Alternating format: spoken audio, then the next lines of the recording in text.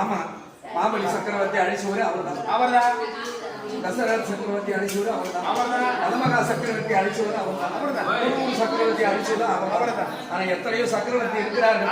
அவங்க சக்கரவர்த்தி கிடையாது இந்தியாவில. சக்கரவர்த்தி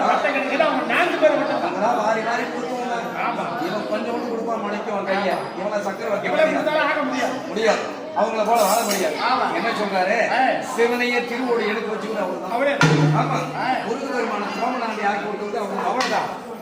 அதான் அது மட்டுமா முருகபெருமான கோமணத்தை இவர்தான் அவரே தான். ஆமா தருமரை 12 வருஷம் வனவாசம்.